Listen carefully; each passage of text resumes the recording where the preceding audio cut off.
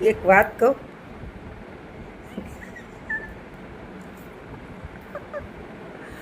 એવી ઇન્સ્ટાગ્રામની ને ફેસબુકને યુટ્યુબની લત લાગી છે રીલ બનાવવાની કે વાત પૂછોમાં. પહેલાં કાંઈ ખબર ન પડતી, પણ આ 2 વર્ષથી તો મેં એટલી રીલ બનાવીને એટલું એમાં પડી ગઈ છું ને કે હાલું ધ્યાન કરવાનું, ભગવાનનું નામ લેવાનું ટાઈમ ચૂકાઈ જાય છે.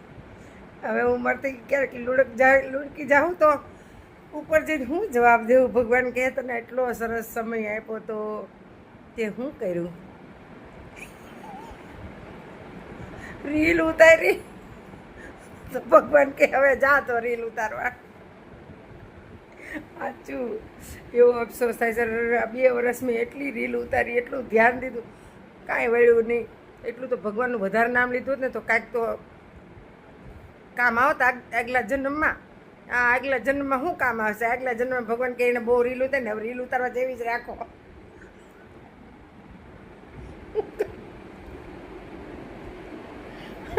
સાચે બહુ અફસોસ થાય. હવે વિચાર થાય છે કે હાળું બહુ વધારે ટાઈમ અપાઈ ગયો યુટ્યુબને ને ઇન્સ્ટાગ્રામને, વળ્યું નહીં કાંઈ. ખાયા પીયા કુછ નહીં, ગ્લાસ થોડા બારાના. હવે શું કરશું? ભગવાનને શું કહેવું? મૂકો આ માથાકૂટ, ક્યારેક ક્યારેક એવું થઈ જાય છે.